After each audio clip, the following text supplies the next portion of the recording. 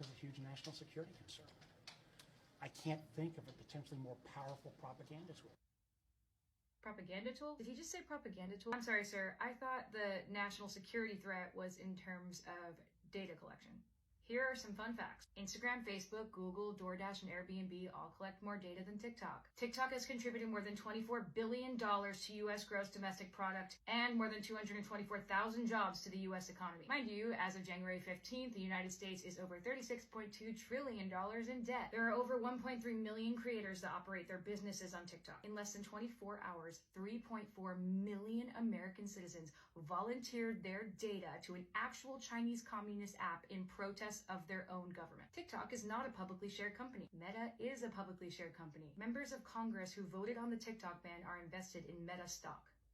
Meet your politicians. Senator Markway Mullen purchased between $15,000 and $50,000 of Meta shares on January 2nd, 2024 and January 26, 2024. Mike McCall, who introduced the TikTok ban legislation, was a little bit sneakier about it by using his family's trust to purchase his Meta stock. Representative Byron Donald voted yay and purchased Meta stock on December 6th. Representative Greg Stanton voted yay and purchased Meta stock on November 9th, 2023. Representative Diana Harshbarger voted yay and purchased Meta stock on March 3rd, 2023. Representative Ro Khanna voted nay but purchased Meta stock on November 7th. Representative Dan Crenshaw voted yay and purchased Meta stock on December 2nd, 2022. Representative Marjorie Taylor Greene voted yay and purchased Meta stock on December 30th. The list goes on and on. You guys can look it up. Members of Congress are actually required by law to disclose their financial transactions, including stock trades, under the Stock Act. Ironically, the purpose of that law is to make sure that Congress members do not make any major decisions if there's a personal financial benefit. The irony of fear-mongering a nation about the threat of Chinese communism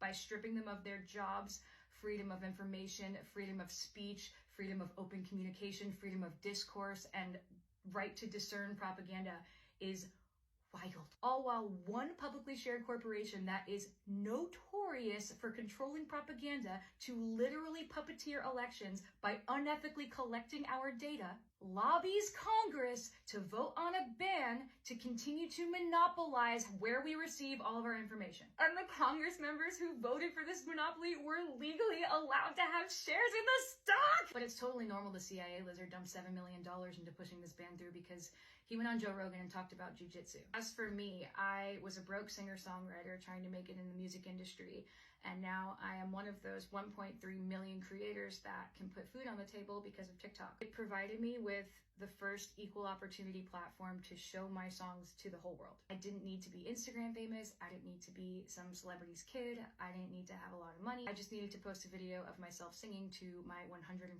followers. Thanks to TikTok, I have grown my audience to 14.7 million followers. I've accumulated over 270 million likes and billions of views on my music. I could sell tickets to my shows. I bought my first house from the money I made with my TikTok brand partnerships. My songs made it to top 10 radio because I promoted them on TikTok. I built a community of people healing from eating disorders, and with that community, I was able to stand up to a multi-million-dollar corporation called Victoria's Secret. I got to sing songs with first responders, doctors, small business owners, artists, kids, grandparents, Olympians, magicians, veterans, triple amputees. My TikTok account was not only mine. It was a place for other people's perspectives, for the kid I babysit to confront mean girls in her school. It was supposed to be something that I could show my daughter one day and be like, look, mommy made this. And you can do anything too. You can follow your dreams and you can change the world.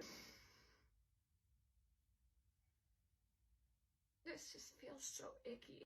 And now I'm saying goodbye to the future that I built for my family, fair and square, with a baby on the way, so a bunch of corrupt, dirty politicians can feed their babies. Our greatest politicians could be focusing on genocide, poverty, human trafficking, homelessness. It is not about privacy or national security.